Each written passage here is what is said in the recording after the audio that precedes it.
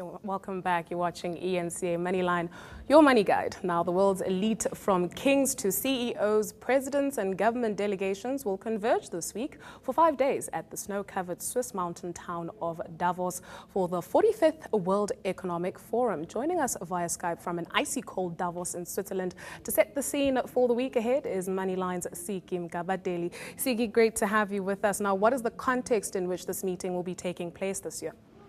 Well, you've got to remember, Dudu, thank you very much for having me on the show. You've got to remember that very recently we had the attacks in Paris, and in fact, in his announcement of the program for this year's World Economic Forum, the chairperson of the forum, Klaus Schwab, spoke about the new context in which this particular meeting is being held. And he said we have two roads to walk. One is towards hate and fundamentalism, and one is towards solidarity. And not just political solidarity or even social solidarity, but just around what we're going to do about the global economic context.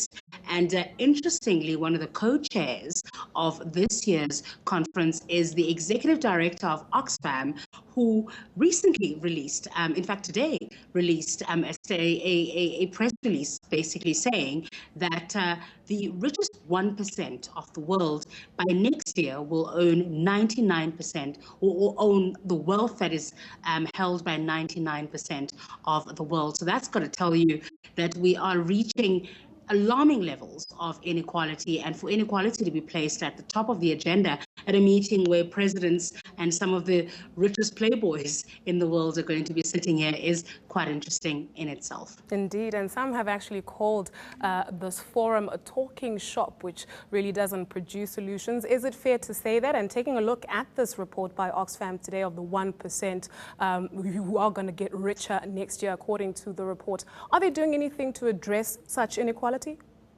Look, I think it's quite trite often to call things like this talk shops, because there's a lot of talk shops right around the world.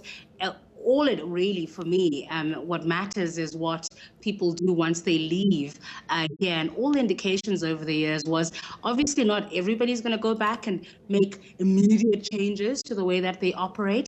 But the growing drum of people who are not happy with the current status quo, not happy with the way that things are working, and actually start to see the impact on their bottom lines, and then actually start to make changes in the way that their organizations or even their countries start to operate. That's what matters. What we need to look at is who walks away from this mountain in Switzerland and goes back home and says, right, we've got to change things. And if they don't, who's holding them accountable? This is a meeting not just of the wealthy, but also invited here are young people, invited here is civil society.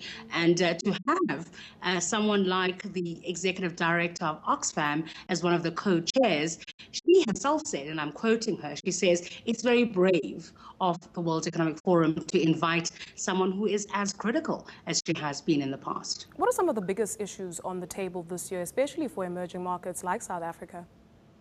I think for me, the session that's being held on the resources recession is going to be quite an important one. We've seen what commodity prices have done over the past year. The super cycle looks like it's completely dead and buried in 2015. What are those countries going to do? We've been talking about Africa rising over the past 2 years. Many of those countries are dependent on commodity prices remaining high. And with them coming down, we've seen what the oil price has done. What does that mean for Angola? What does it mean for Nigeria? And what does that then mean for the broader African growth story? That's going to be quite important. But the questions around inequality, the questions around what do we do with corporations that still don't understand the relationship between profit and social equality. Lots of sessions that are being held to do around that. Indeed, and we'll be right there to catch up on it. That was Moneyline's Siki Mgabadeli live for us in Davos. Right, time now for our daily Need to Know feature, where a team of experts is ready to answer all your questions on finance, economics and money. Many businesses wish to give their consumers the convenience of not having to carry cash. Applying for a speed point machine, however, comes with certain terms and conditions. Which may have prompted this question from Zanele, who asked, why is getting a speed point treated as a credit application? FNB Head of Growth for Merchant Services, Dean Murray, answered this one. The reason why a merchant application is treated as a credit application is twofold. The first is that a 5,000 Rand to 7,000 Rand device is literally being provided to the merchant. The bank recovers this cost over the rentals over a certain term of the relationship. Thus, the business owner must be able to qualify for a minimum 7,000 Rand credit facility. The second component, which is probably the more important component with merchant services and Speedpoint, is the issue around chargebacks. A chargeback represents a dispute lodged by the cardholder via the association and issuing bank to the acquirer, being the bank that has given the services to the business owner. What this means is a chargeback can represent the full value of the transaction. Should there be a valid dispute, then the bank is required to debit the account of the business owner. Thus, we are required to look at the facility or the creditability to support that business owner or account. Right, let's take a look now at the markets. U.S. markets were closed today for Martin Luther King Day. Europe saw a better trading day compared to last Friday. The European Central Bank is widely expected to unveil plans to buy sovereign bonds to try to fight deflation and revive growth in the Eurozone. Here at home, the JSE was up 1.11% as market activity pushed up the all-share. In the commodities market, there was some cheer on the commodities board as gold gained 1.25% and Brent crude improved by over 3% to $49.55 per barrel. The Rand versus US dollar exchange rate was down to 11 Rand 63 cents.